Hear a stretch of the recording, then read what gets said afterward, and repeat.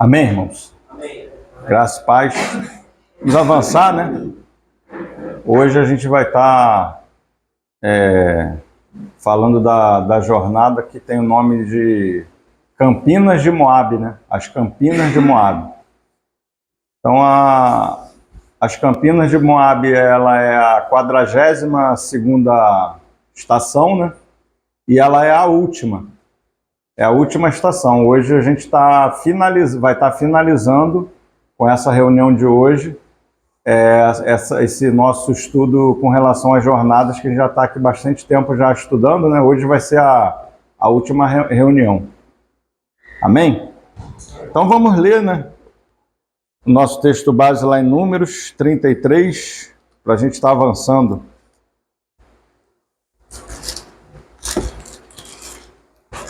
Números 33,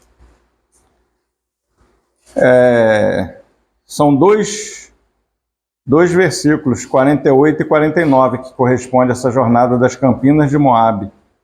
Números 33, 48 e 49, que fala assim, ó: partiram dos montes de Abarim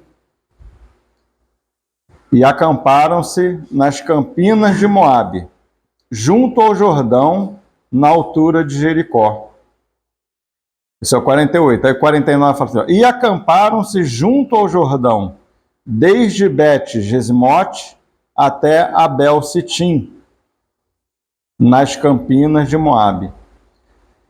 Né? Então, aqui, normalmente, às vezes a pessoa pode pensar que o 48 é uma jornada e o 49 é outra, né? Mas aqui, esse E aqui, no original, a tradução correta seria finalmente. Então seria assim, né? 48. Partiram dos montes de Abarim e acamparam-se nas Campinas de Moabe, junto ao Jordão, na altura de Jericó. Finalmente acamparam-se junto ao Jordão, desde Bet-Jesimote até Abel-Sitim. Então, nas Campinas de Moabe, né? Então, são dois versículos que falam dessa mesma... falam dessa mesma jornada das Campinas de Moabe. Então, primeiro, assim, queria estar falando com os irmãos na questão da localização, da localização desse local, né? Da vez passada, a gente falou dos montes de Abarim, né? E hoje as Campinas de Moabe. Justamente esse versículo 49 aí, ele nos dá a ideia da localização dela, né? Porque fala no versículo 49, finalmente acamparam-se junto ao Jordão, aí fala desde Bet-Jesimote até Abel-Sitim, nas Campinas de Moabe. Né? Então, esse Bet-Jesimote, esse local aqui, a tradução seria Casa do Deserto. Essa localidade eu sei falar assim, a gente não tem tanto interesse na geografia, mas pelo menos um pouquinho para a gente entender onde que eles estavam ali, né? Então, esse local, Bet-Jesimote, que significa Casa do Deserto, ficava próximo ao Rio Jordão. Era uma localidade bem próxima ali do Rio Jordão, né? Que eles já estão agora de frente para o Jordão, para atravessar o Jordão para Jericó, né? Naquela altura ali do Jordão para atravessar Jericó. Né? E eles acamparam-se ali, ó, desde dali do próximo ao Jordão até Abel-Sitim. Que esse nome Abel-Sitim significa Campo das Acácias, ou Planície das Acácias, porque esse campo ali era uma planície. Né? Ali tudo era uma planície, por isso que são campos de Moabe. Então eles vêm desses montes de Abarim e agora eles chegam nessa planície, que são os campos de Moabe. E a primeira região que tinha ali, né, quando eles passam pelo monte de Abarim, são essas planícies das acácias, ou os campos de acácias, né? Então eles estão nessa região ali, desde o Jordão, né? Então essa jornada ela se estende desde ali do limite do Jordão até o Monte Abarim, né? Que foi a jornada que a gente passou. Eles saíram dali e agora estão nessa planície ali. Então é bom a gente entender essas questões, porque ainda que essa jornada dos campos de Moabe, né, toda ela aconteceu ali nessa região. Teve duas coisas assim bem principais que aconteceram ali, que uma vai acontecer justamente de frente ali pro Rio Jordão, né, que nessa primeira parte aqui que fala de Bet-Gesimote, e a outra situação vai acontecer nesses Abel Sitim, que é o Campo das Acácias, né? Então, algo acontece numa parte, o outro algo acontece ali na outra parte. E tudo ali das Campinas de Moabe acontece ali em Moabe mesmo, naquela região ali, né? O irmão que queira, tiver interesse de estudar toda essa jornada das Campinas de Moabe, com mais detalhe, com mais cuidado, com mais calma, ela se estende, ela começa em Números 22, tá? Quem quiser depois ler em casa, com calma e tal, ver com mais detalhe, ela começa em Números 22, ela pega Deuteronômio todo, então Números 22, passa por Números 33, que a gente está lendo, né?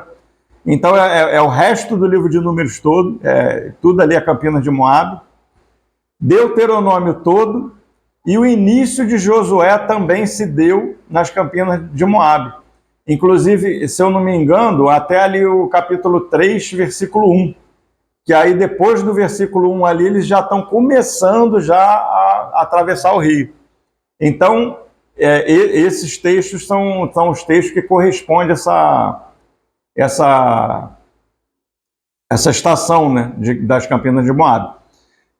Com certeza não vai dar para a gente ler tudo isso hoje, então a intenção hoje é fazer uma panorâmica, a minha intenção hoje é fazer uma panorâmica desse estudo, tocando nos pontos, na história do que aconteceu ali e nos pontos principais da estação, para que os irmãos possam entender a parte espiritual, né, da jornada, a lição da jornada e mais sintetizado, né? Porque são muitas coisas que aconteceram. Por exemplo, Deuteronômio, para a gente ter uma ideia, eu acredito que eu não vou nem ler Deuteronômio nada. Acredito que não. Porque essa campina, essa jornada, ela corresponde mais ou menos como se fosse um novo Monte Sinai. Porque Deuteronômio é como se Moisés ele estivesse dando a lei novamente para a nova geração. Então tem muita coisa de Deuteronômio que está ali, tem algumas coisas que não tem em Êxodo, né, ali no Monte Sinai, mas muitas coisas Moisés está repetindo para a nova geração ali.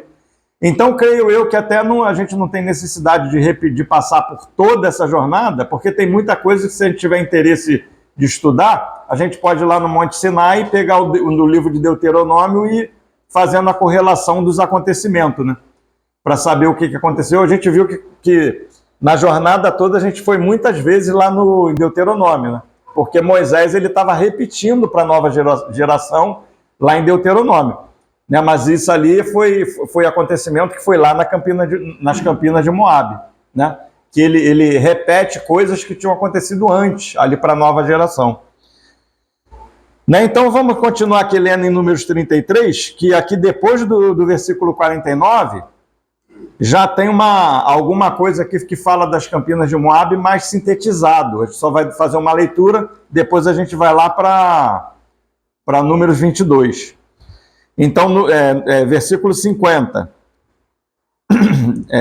diz assim, ó, disse o Senhor a Moisés, nas Campinas de Moabe, junto ao Jordão, na altura de Jericó, fala aos filhos de Israel e dize-lhes, quando houverdes passado o Jordão para a terra de Canaã, desapossareis de diante de vós todos os moradores da terra.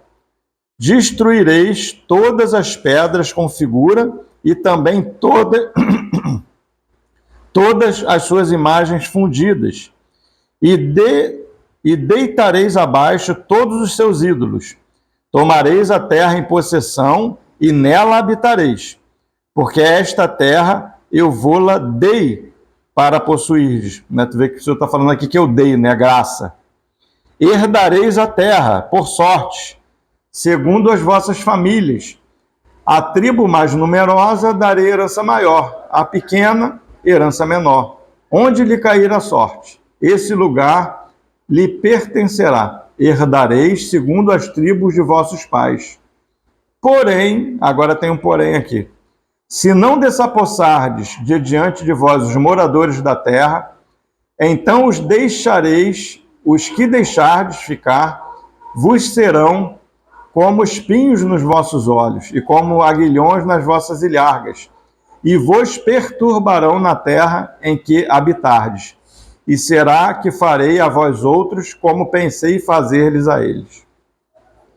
Então aqui a orientação do Senhor era para acabar com todo mundo, né? Acabar com tudo, destruir as imagens, não podia deixar nada. Se você deixar alguma coisa lá, vai ser laço para vocês mesmos, né? Então a gente já vê aqui que eles estavam, a terra de Canaã também é uma prova.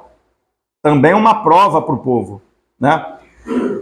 Então, domingo aqui, no que tem alguns irmãos que estavam aqui, não estavam, eu comentava que a luta, a guerra do povo de Israel, né?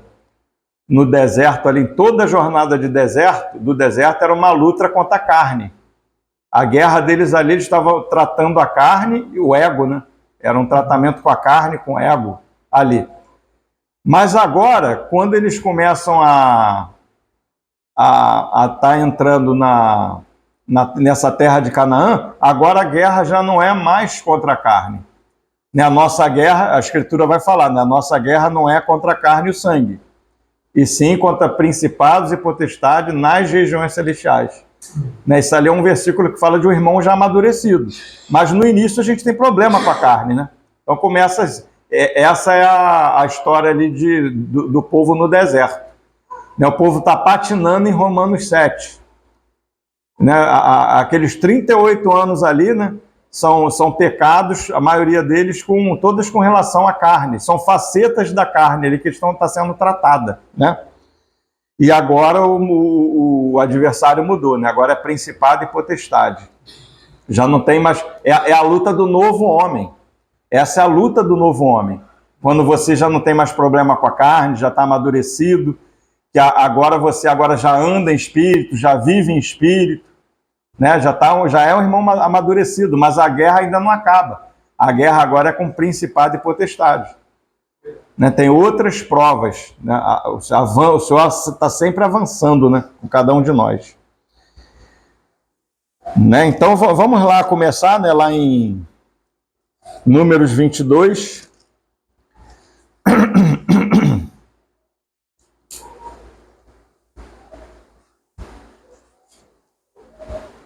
Como eu falei com os irmãos, não vou ler todo o versículo, só vou ler algumas partes, alguns textos que eu acho mais importantes, e eu vou mais fazendo uma panorâmica de todos esses, de toda a história, né? Falar agora um pouco da história do que aconteceu ali nas Campinas de Moabe, né? Então ali nas Campinas de Moabe aconteceram algumas coisas. Né? A primeira dela que aconteceu aí foi uma história que eu creio que é bem conhecida dos irmãos, que é a história de Balaque e Balaão. Então começa assim essa questão da histórica, né, das Campinas de Moabe, começa justamente com a história de Balaão, né? Então a gente vê aqui Balaque, né, o capítulo 22, vai ser justamente Balaque chamando Balaão, né, para amaldiçoar o povo, né? Então esse aqui é o resumo de Números 22. Então Balaão vai ali para amaldiçoar o povo, ele sobe num local para ver, né? Eu creio que a maioria dos irmãos conhece. Depois o Senhor só profere bênçãos na boca de Balaão, ele vai para o segundo monte, a mesma coisa acontece para o terceiro monte e Balaão só abençoa. Ou seja, o Senhor não deixa Balaão amaldiçoar o povo. Que ele tinha a intenção dele era amaldiçoar. Ele tinha, a gente não pode ser inocente com isso. A intenção dele era amaldiçoar. Ele vivia disso. Essa era a profissão dele. Ele era procurado por isso. Ele era uma pessoa naquela época que as pessoas procuravam ele para esse tipo de trabalho, né? Era um agoureiro, né? Vamos dizer assim, naquela época. E famoso pelo jeito, né? Porque Balaque, que está chamando ele aqui, era um rei. A gente vê aqui no versículo 4, 22:4. Ó, pelo que Moabe disse aos anciãos dos midianitas: agora lamberá esta multidão tudo quanto houver ao redor de nós, como o boi lambe a erva do campo. Balaque, filho de Zippor, naquele tempo, era o rei dos Moabitas. Ele era o rei dos Moabitas. E foi ele que manda chamar Balaão, né? Contratar Balaão, né? Para amaldiçoar o povo. Então ele chama Balaão ali. Aí vai falar aqui no 5, né? Enviou ele mensageiros a Balaão, filho de Beor, a Petor, que está junto ao rio Eufrates, na terra dos filhos do seu povo, a chamá-lo, dizendo: eis que um povo saiu do Egito, cobre a face da terra, está morando defronte de mim. Vem, pois, agora, rogo-te, amaldiçoa-me este povo, pois é mais poderoso do que eu, para ver se o poderei ferir e lançar fora da terra, porque sei que a quem tu abençoares será abençoado, e quem tu amaldiçoares será amaldiçoado. Né? Então os anciãos foram lá contratar Balaão, né, para amaldiçoar o povo. Ainda que no versículo 12, Balaão ele vai receber um conselho do próprio Senhor para não ir. Ó, versículo 12, 22:12.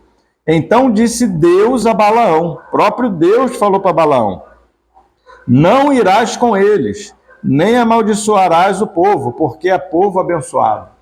Então esse foi o primeiro conselho que o próprio Senhor deu para Balaão: não vai não.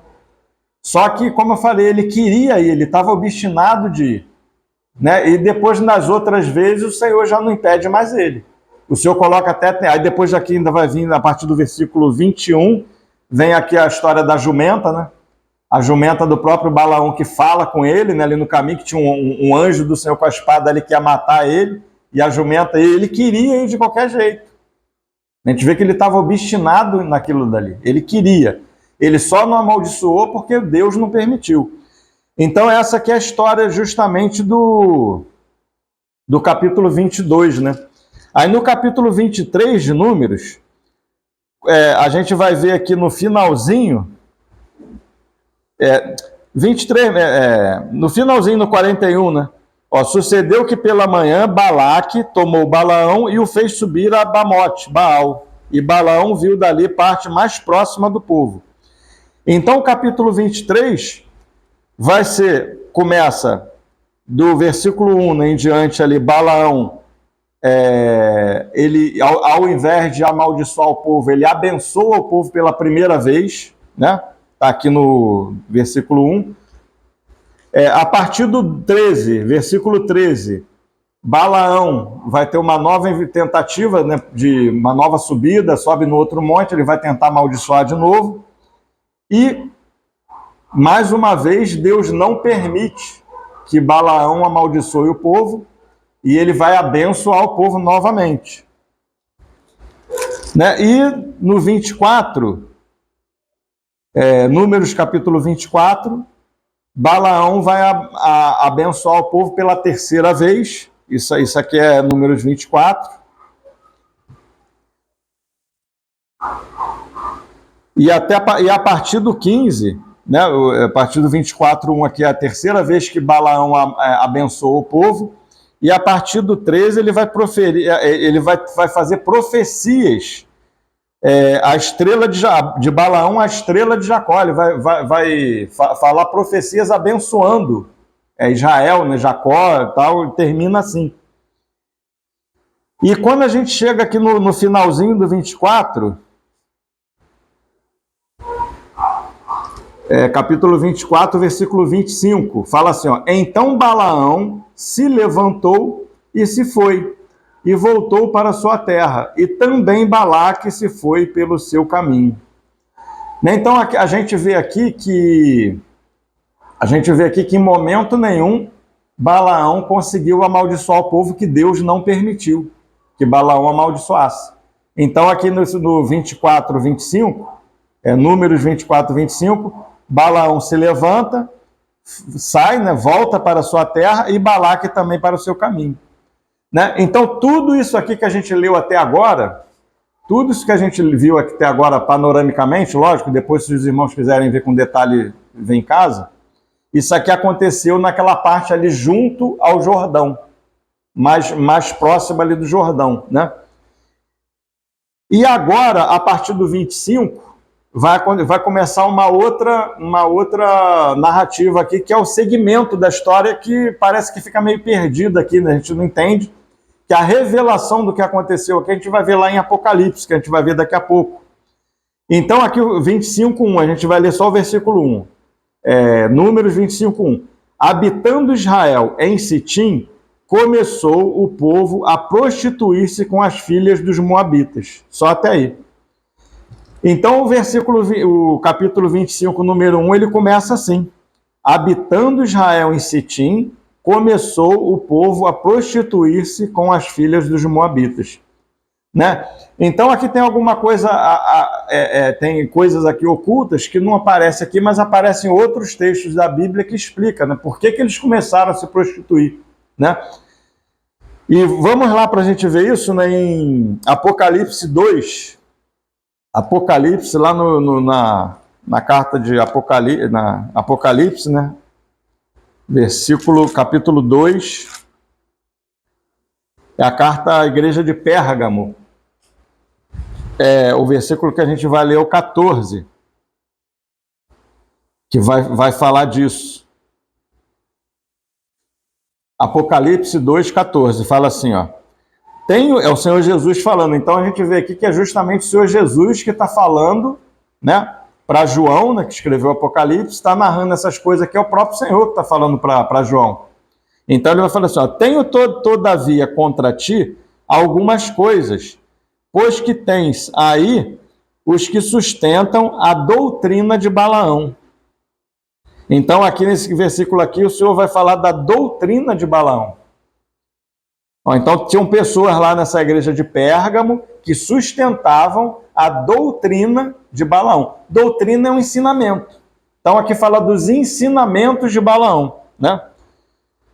O qual ensinava, a doutrina dele é um ensinamento. Então, ele ensinava a Balaque a armar ciladas diante dos filhos de Israel para comerem coisas sacrificadas aos ídolos e a praticarem a prostituição. Né? Então, aqui em Apocalipse 2, 14, vai falar da doutrina de Balaão, né? Que ele ensinava, esse era o ensinamento dele. Ele ensinava o povo a se prostituir, né? Armava ciladas, aqui diz que ele armava ciladas, era algo que o povo nem percebia. Diante dos filhos de Israel, para comerem coisas sacrificadas aos ídolos e praticarem prostituição. Então era uma fornicação espiritual, né? Era uma fornicação espiritual, uma prostituição espiritual, que acontecia com ídolos, né? Acontecia com ídolos, tinha algo espiritual aí, e tinha uma fornicação natural, que era com as mulheres moabitas. Então foi o que Balaão ensinou para Balaque fazer. Como ele não pôde amaldiçoar, ele queria amaldiçoar e Deus não permitiu, ele ensinou Balaque, né, essa foi a doutrina dele, os ensinamentos dele, né, através das mulheres moabitas, né, armar ciladas para os filhos de Israel, para eles levarem eles à idolatria e à prostituição, na imoralidade sexual. E o povo começou a cair, caiu, né, o povo caiu com isso. Se perderam ali, né, com relação a isso aqui. E agora em 2 Pedro, também, 2 Pedro 2,15, 2 Pedro 2,15,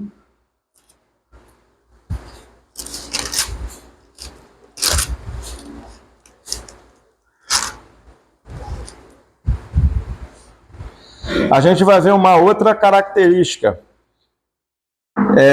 Aqui em 2 Pedro 2,15, Pedro vai falar do caminho de Balaão. Então, Apocalipse vai falar dos ensinamentos de Balaão, né, da doutrina de Balaão, e aqui em 2 Pedro 2,15 vai falar do caminho de Balaão. Ó. Vai falar assim, ó, abandonando o reto caminho, se extraviaram, seguindo pelo caminho de Balaão, filho de Beor, que amou o prêmio da justiça, da injustiça. Né? Então, qual era o caminho de Balaão? O caminho de Balaão que ele vai falar aqui, ele amou o prêmio da injustiça, ele buscava prêmio, ele buscava pagamento, ele buscava salário, ele fazia por dinheiro, ele queria prêmio, e não era somente prêmio, né? Ele fazia essas coisas por status, né? Balaão fazia por status, por posição, né? Era essas coisas que ele almejava, né? Ele queria se promover, era status, posição, cargo, né?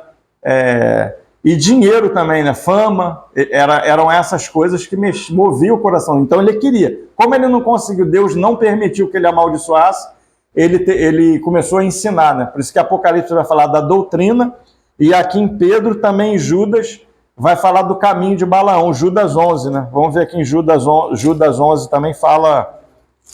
Oi? Fala como erro, né? Mas esse erro de Balaão também é a mesma, fala que é o erro, né? Mas é a mesma coisa de Pedro, né? Fala dessas coisas que ele almejava, né? Judas 11. Ai deles, porque prosseguiram pelo caminho de Caim e movidos de ganância, ó, ganância, se precipitaram no erro de Balaão. Então, a questão de ganância, ele era ganancioso, entendeu? Por conta de ganância, se precipitaram no erro de Balaão e pereceram na revolta de Corá. Né? Então, está falando aqui de Caim, né? Balaão e Corá. 3, questão de rebelião, né, contra o Senhor. E no caso de Balaão, aqui ele fala, né, que era por conta de ganância também. Pedro vai falar, né, ele amou o prêmio da injustiça. Era uma injustiça que ele estava cometendo, mas como tinha um pagamento, tinha um prêmio, ele prosseguiu. Ele não conseguiu amaldiçoar, ensinou aos filhos de Israel se prostituir com as filhas as mulheres dos Moabitas. Né? Então, agora eu queria voltar aqui em Apocalipse 2, rapidinho, para a gente começar a aprofundar, e aprofundando agora no assunto. Em Apocalipse 2, aqui para a gente entender um pouquinho melhor, o que estava acontecendo aqui desde da igreja de Esmirna, que é no versículo 8, na Apocalipse 2:8, a partir da igreja, a gente vai falar só panoramicamente, tá, irmãos? A questão da igreja, na época da igreja de Esmirna, a igreja era o período que a igreja estava em grande perseguição ainda. A igreja estava sofrendo perseguição. Mas quando chegou aqui na época de Pérgamo, a perseguição foi uma época que a perseguição acabou. Então, aqui entre Esmirna e Pérgamo, é onde termina, por exemplo, eu já vi até irmãos falando, né? Satanás no início, ele tenta acabar com a igreja, acabar com os irmãos matando. Ele joga para os gladiadores, para os leões, perseguia, matava, não era isso? A perseguição no início era para isso, para matar os cristãos. Isso. Lançava em masmorra, cortava a cabeça, crucificava. Só que Satanás, chegou um determinado momento que Satanás percebeu que a igreja, quanto mais ele matava a crente, mais nascia. Mais gente se convertia. Então ele mudou de estratégia. Satanás, ele muda de estratégia. O que ele faz agora, a partir depois quando termina Esmirna, que o período de Esmirna começa a Pérgamo, ele começa a se misturar, se mesclar. Ele muda a estratégia. Então isso aqui vai acontecer agora, nesse período aqui de Pérgamo. Porque Pérgamo significa gamo vem de gamia, né, de casado, unido, né, bem casado, muito unido. Né, é a igreja unida nas coisas do mundo. Né, unida à idolatria e tudo que o mundo tem, tudo que o mundo traz junto. Né, porque nessa época, Gabriel, tu sabe se era a época de Constantino? Ou não? De Pérgamo. Sim. Foi a época de Constantino? Eu nunca, não sei direito não, mas... Então, aí o povo na... A igreja casou com o Estado. A igreja casa com o Estado. Começa a questão do catolicismo. Muito misturado. É chamada de Roma Imperial. Então, aí o que acontece? Os crentes, eles começam a ter altos cargos. Os crentes, você é cristão, cristão agora está na moda ser cristão, e o cristão agora começa a ter altos cargos. Cargo político, cargo de todo tipo de alto. Porque agora, né, estão ali, e com isso vem tudo que o mundo tem, né, de idolatria e de ruim. E aqui o que acontece? Eu queria aqui comparar com o texto que a gente vai ler lá em Números de novo, a gente vai voltar, né, para os irmãos pegar essa semelhança. Porque aqui em Pérgamo está falando disso. Né? Por exemplo, hoje a gente vê muito isso na política. O político ele quer agradar o povo. Vamos fazer um louvorzão lá na praia. Aí tu, caramba, mas o político, cara, ele está fazendo isso lá? É o político que está fazendo, mas ele está interessado em alguma coisa, voto, entende? Ele está interessado num monte de coisa. Mas, não, é tudo isso aí, é uma questão de dinheiro. O interesse ali é financeiro. Ele quer status, quer voto, quer um monte de coisa. E, inclusive, às vezes, ele quer que aquele povo ali, que eles se corrompa. Pregue alguma coisa ali por interesse deles ali, e às vezes a cristandade vai naquilo dali por conta de interesse de dinheiro, que é muito dinheiro, é um dinheiro muito alto. É mais ou menos isso aqui que está acontecendo em Pérgamo aqui. Por questão de dinheiro, de status, de posição, né, de estar bem de vida, o povo aqui começa a se corromper, começa a se unir a tudo, começa a aceitar tudo que é do mundo. Né? Então, bem casado, bem... Por isso que o Senhor se apresenta, né? Aqui, ó, no 12. Ao anjo da igreja de Pérgamo escreve: estas coisas diz aquele que tem a espada afiada de 2 gumes. Então, o Senhor se apresenta a Pérgamo como aquele que tem a espada. Para que espada? Porque ele quer separar. O Senhor quer separar o que é celestial do que é terreno, o que é natural do que é espiritual, o que é da carne do que é do espírito. O Senhor ele quer separar o que é humano e o que é divino. O Senhor quer separação dessas coisas. Isso é que ele está pedindo aqui de Pérgamo. Né? Por isso que ele se apresenta como aquele que tem a espada de 2 gumes na mão. Né? E vamos voltar lá em Números 22. Números 22, para a gente ver algo bem parecido. Quando Balaque, né, e aqueles anciãos ali, eles se apresentam para Balaão. A gente vê aqui que, já falei aqui, que Balaque ele era um rei. Agora, olha só que interessante, Balaão devia ser bem influente, porque ele estava ali com o rei. Né? Ele era um rei, né? Balaque era o rei dos Moabitas. Então, ele era bem influente, né? Balaque era bem influente ali naquela região de Moabe, né? Então vamos ler do versículo 12, que foi Números 22, a partir do 12, que foi quando Deus dá o conselho para Balaão não ir. Mas depois a gente vê que ele está obstinado pelo dinheiro, por ganância, né, e ele vai. Então 12 fala assim, ó: então disse Deus a Balaão: não irás com eles, nem amaldiçoarás o povo, porque é povo abençoado. Olha, tá vendo que está tendo um conselho de Deus para Balaão não ir? Segura isso aí. 13.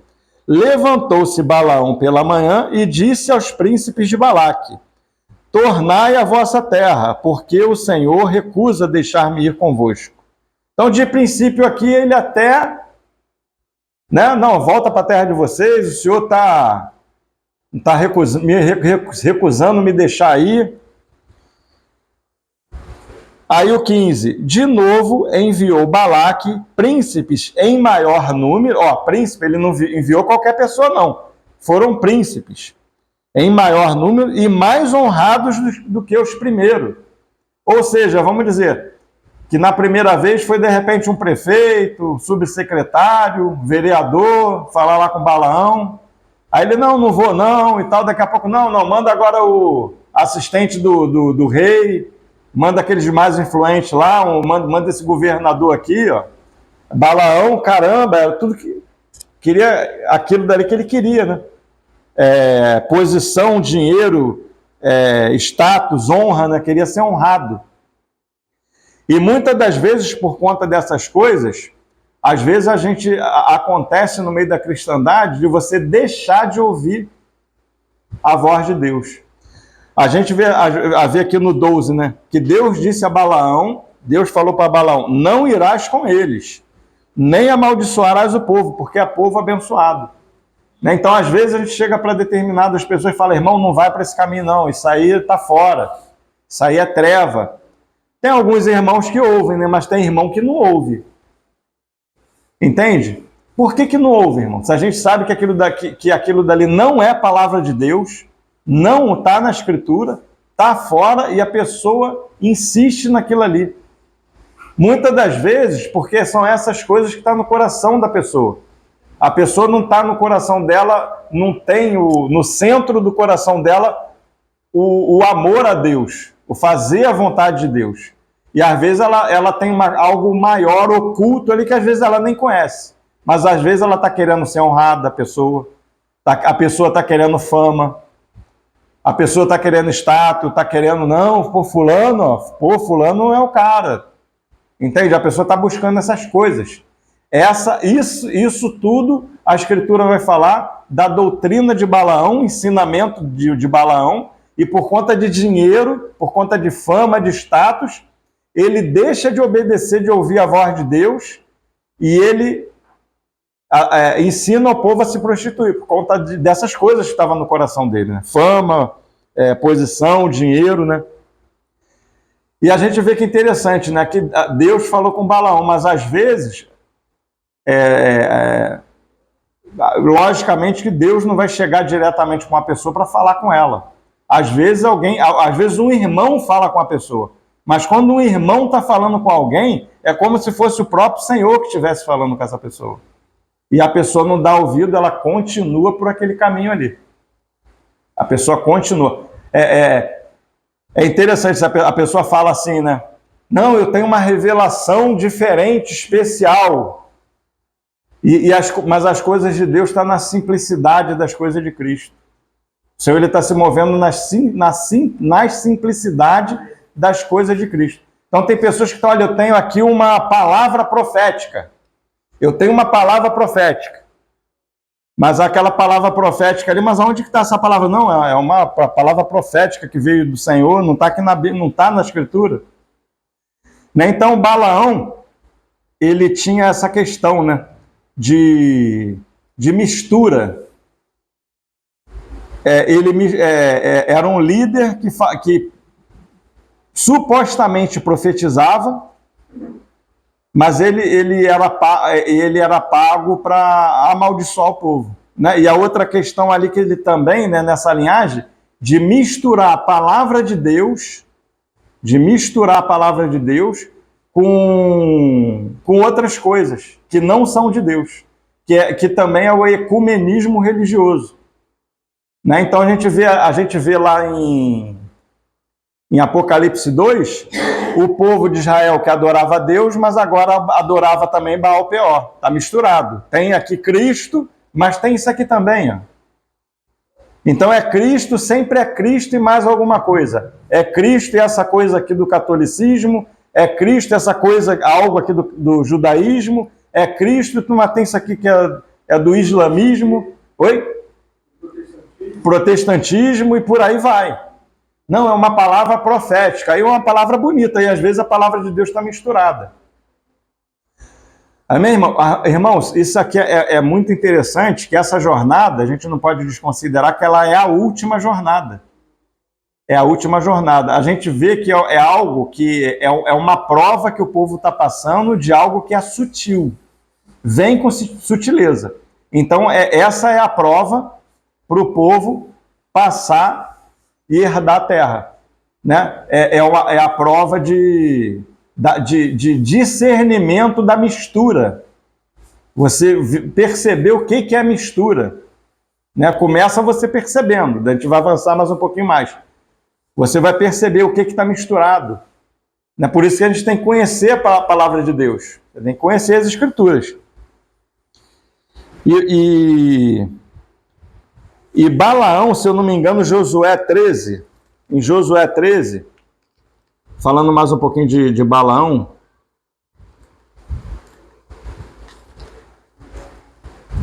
Josué 13.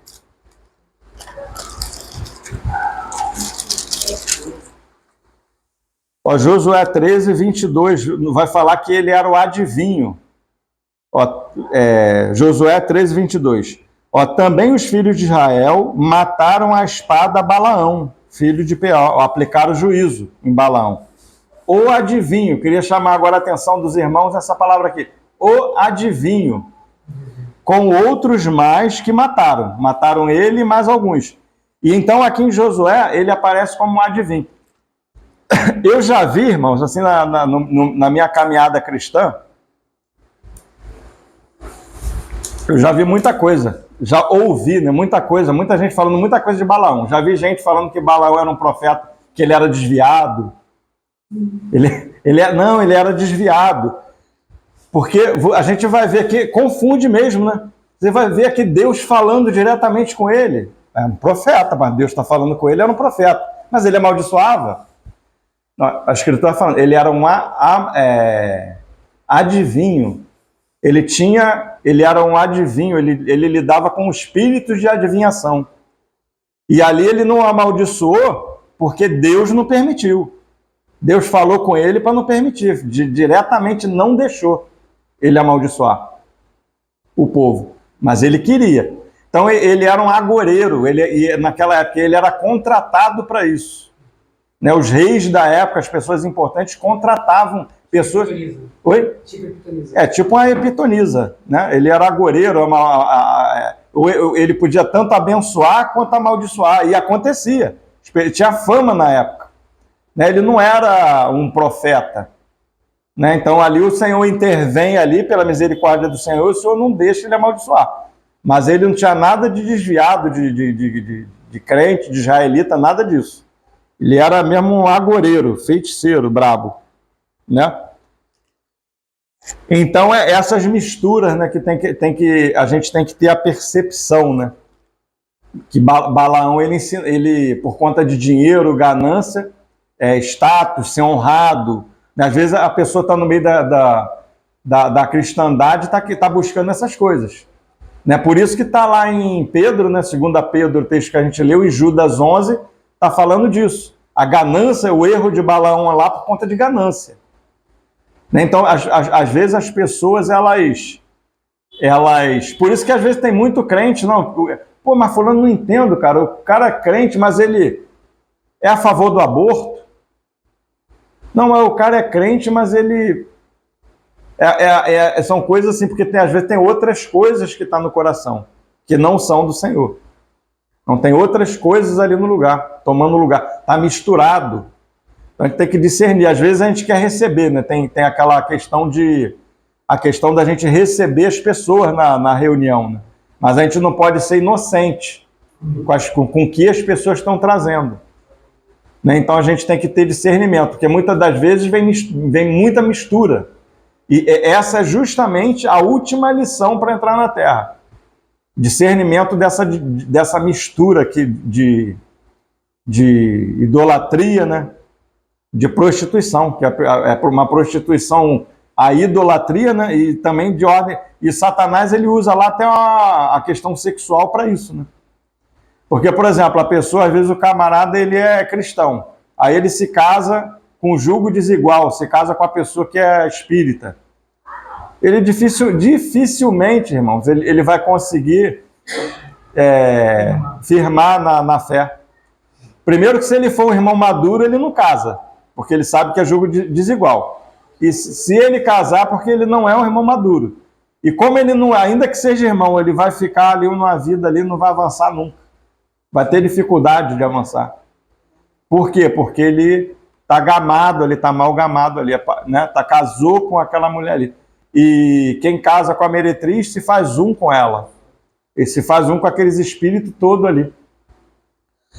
Né? Então, essa questão de Balaão, né? Então, vamos avançar mais um pouquinho, né? Vamos aqui para 25, Números 25.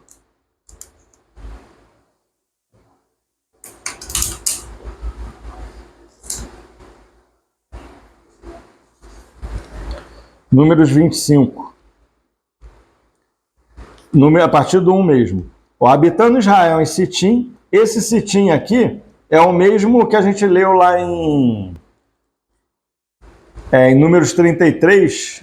Deixa eu esquecer agora o nome que diz lá. Deixa eu ver aqui. Números 33. Abel Sitim. Então vai ver, Números 33, 49, tá que eles acamparam junto ao Jordão, desde Bet-Gesimote até Abel Sitim, que é a planície das acácias, né? Os campos das acácias, era uma planície.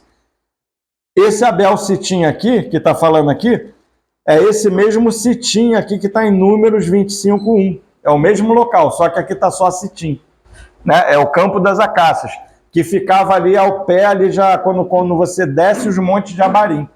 Você desceu os montes de Abarim ali, direção das Campinas de Moabe, era essa localidade ali de Abel Sitim, né? Que é esse lugar que está só como Sitim aqui. E foi aqui que aconteceu essa questão com as mulheres do Moabita, que Balaão, antes dele sair, dele ir embora, né, no Números 24, 25, ele ensina a Balaque a fazer os israelitas cair, enviando as mulheres deles para lá, para os filhos, os israelitas se prostituírem e adorarem os ídolos dela, né? Foi essa sutileza, né?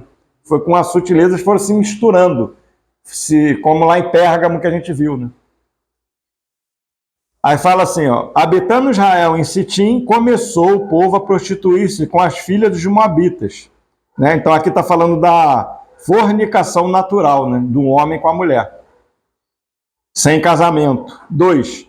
Estas convidaram o povo aos sacrifícios dos seus deuses, e o povo comeu e inclinou-se aos deuses delas. Então aqui é fornicação espiritual. Tu vê a mesma coisa que tem lá em Apocalipse 2,14, né? Fornicação natural, né, que sexo fora do casamento, né, pecado, e a fornicação espiritual, comeram coisas que era feita para os deuses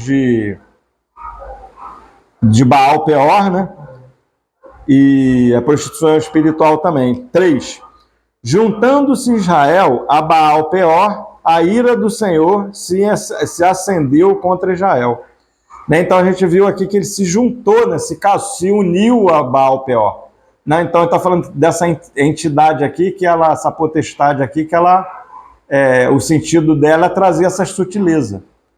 A gente vê que quem movimenta isso é uma adoração a Baal Peor. É o que a gente vê aqui hoje, o ecumenismo religioso, na mistura de religião.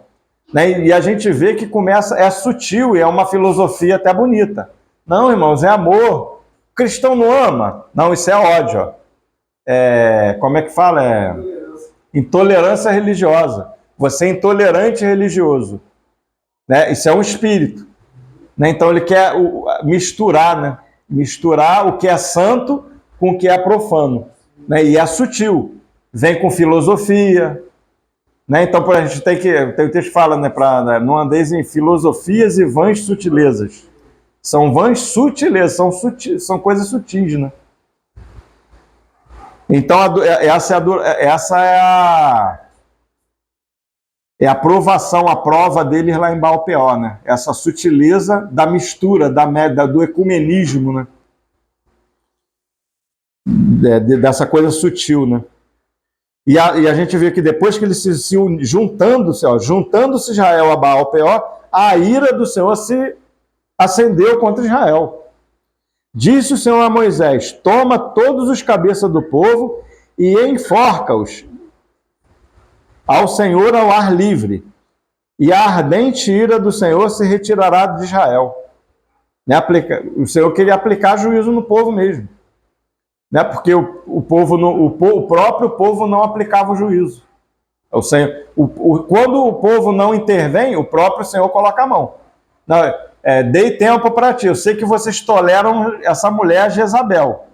Mas como eles não fizeram nada, não é isso que fala no Apocalipse? Aí o Senhor vai lá e coloca a mão dele. Oi? Botar de cama, para que as igrejas conheçam que o Senhor vai disciplinar. O Senhor, ele coloca disciplina, né? Então o Senhor aqui mandou aqui aplicar o juízo para a ira acabar, né? 5. Então Moisés disse aos juízes de Israel: cada um mate os homens de sua tribo que se juntaram a Baal-Peor. Se juntaram a Baal-Peor. Era para matar o povo. Eis que um homem das tribos de Israel veio e trouxe a seus irmãos uma midianita perante os olhos de Moisés e de toda a congregação dos filhos de Israel, enquanto eles choravam diante da tenda da congregação.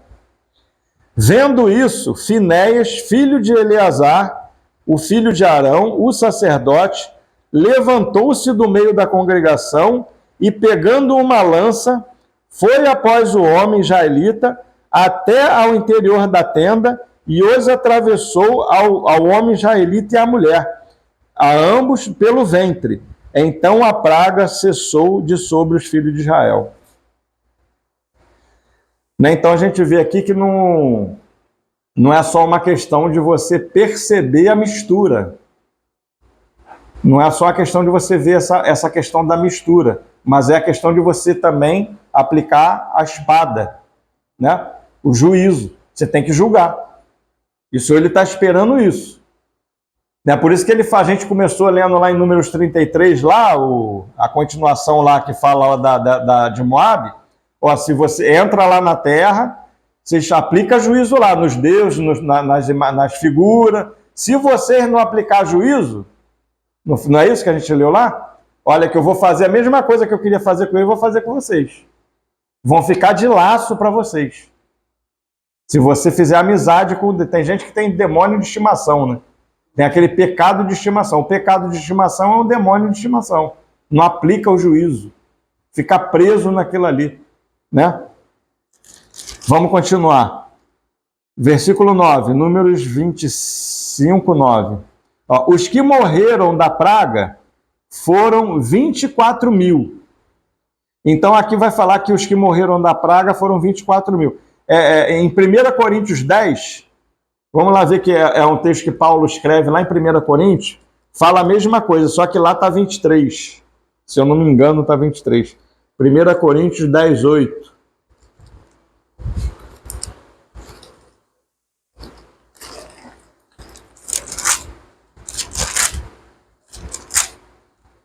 Primeira Coríntios, capítulo 10, versículo 8. E não pratiqueis imoralidade, como alguns deles o fizeram, e caíram num só dia 23 mil. Isso aqui Paulo está falando com relação à Campina de Moabe. Então ele fala que num só dia, mas só que aqui está 23 mil. Lá está 24, né? Então, porque aqui Paulo está falando que 23 mil morreu no primeiro dia. Depois morreu mais 1.000. Então o total foi 24.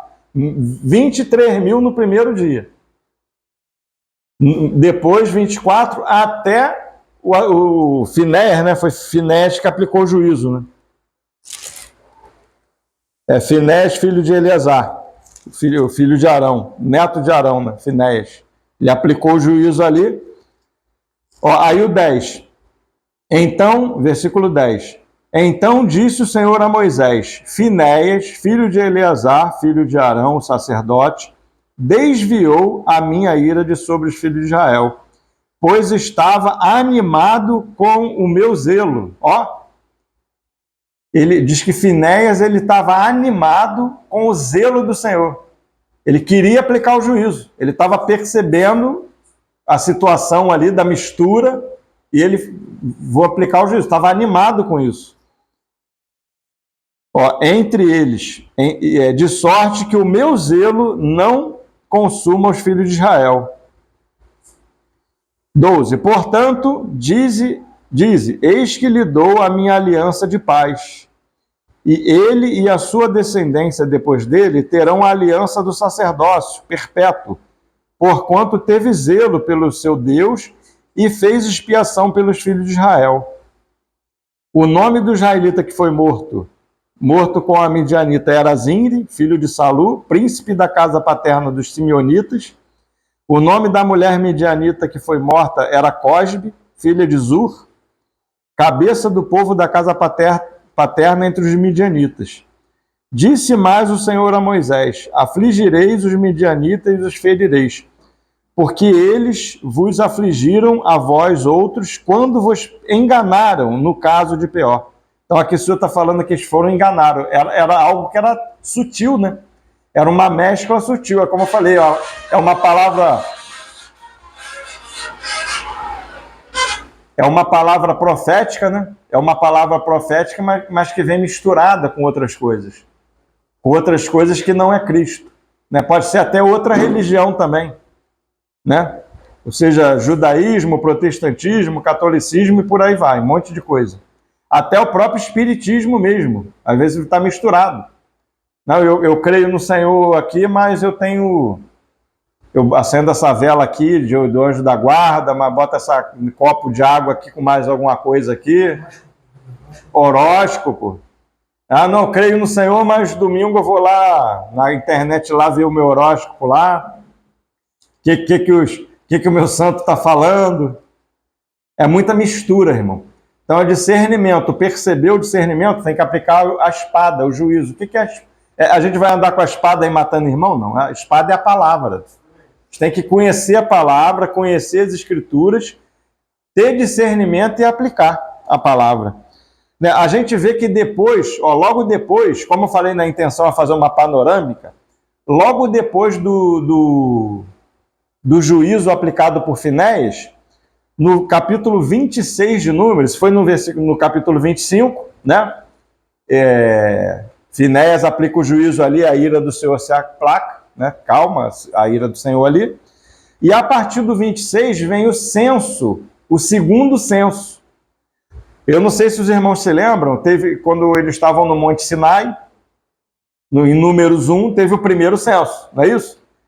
Eram de 20 anos, não é isso? Aqueles que tinha que ser israelita, aqueles que eram israelita, se não fosse israelita não podia, e ter 20 anos para cima. Ou seja, tinha que se ter certeza de que é cristão. Trazendo para o dia de hoje, para você ir para a guerra, você tem certeza que você é cristão? E você tem 20 anos para cima, ou seja, você não é totalmente maduro, mas tem um nível de maturidade. Porque se você não for cristão, não for israelita, não for cristão, no meio da guerra você vai jogar do lado do inimigo. Você não pode ir para a guerra.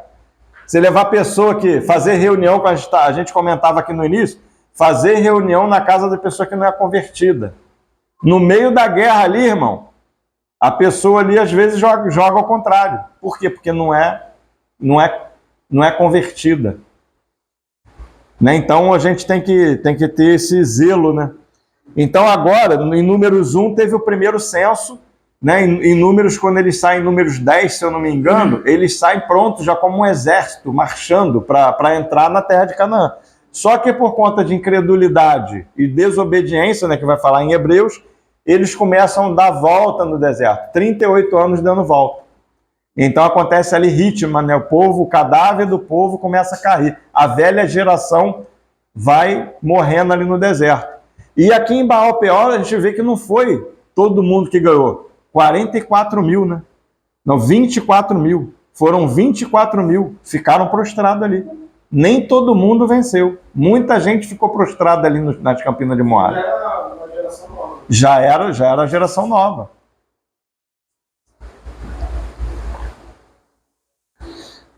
Né? Então, logo depois que Finéias aplica o juízo ali, vem o segundo censo. Então agora eles vão fazer o censo dessa nova geração. Né? Versículo 2, 26, 2. Levantai o censo de toda a congregação dos filhos de Israel, da idade de 20 anos para cima, segundo as casas de seus pais, todo que em Israel for capaz de ir à guerra. Só isso aí. Então, irmãos, o que a gente percebe aqui? Então, já tiveram percepção do problema, daquela mistura ali sutil. Já aplicou o juízo? Agora Deus aqui está pedindo que toda a congregação vá para a guerra também. Os que são aptos, né? Primeiro foi o sacerdote abriu os olhos ali, aplicou o juízo. Agora vem o censo, agora chama toda a congregação para a guerra, os de 20 anos para cima. Vai todo mundo para a guerra. Os que são aptos para ir para a guerra, né? Que nem todos são. Mas agora o Senhor ele quer que todos os filhos de Deus estejam aptos de aplicar o juízo para avançar, né? Então a gente vê essa questão aqui, né? Já estou acabando já, tá, irmãos? Vamos pro... Então aqui, ó, capítulo 27, né? Vai ter, a partir do versículo 12, vai ter a morte de Moisés, né? Que a gente viu que foi lá no Monte Abarim, né? Mas ele estava até aqui ainda nos campos de Moab, ele estava se movendo entre o campo de Abarim e Moab. Vai falar da morte de Moisés aqui. E a partir do 18, Josué é designado sucessor de Moisés. Né? Entra com o estabelecimento de Josué, que já é para entrar na terra. Né? Vamos ver aqui em Números 31, eu vou estar vendo algumas coisas aqui em número 31, depois a gente vai ver um texto só em Josué e eu vou estar terminando, deixando os irmãos acrescentar alguma coisa, perguntar. Então a gente viu que no 26, no capítulo 26, ele mandou levantar o censo, né? Ou seja, fazer um novo exército, daquele novo homem ali, daqueles que estão aptos de pregar. Quer que todos apliquem juízo. Todos têm que estar aptos de ter discernimento dessas sutilezas para você avançar na guerra. Percebeu? Espada. Percebeu? Espada. Senão você fica prostrado ali, irmão. Fica ali o que ele falou lá em Números 33, que a gente viu lá. Então, se vocês não tirarem os ídolos... Vamos ver aqui de novo, antes de vir para o 31 aqui. Ó, 33, 35. Não, 55. 33, 55. Números 33, 55. Ó, porém, se não desapossardes de diante de vós os moradores da terra, então os que deixardes ficar-se-vos-ão como espinhos nos vossos olhos, e como aguilhões nas vossas ilhargas, e vos perturbarão na terra em que habitardes, e será que farei a vós outros como pensei em fazer a eles.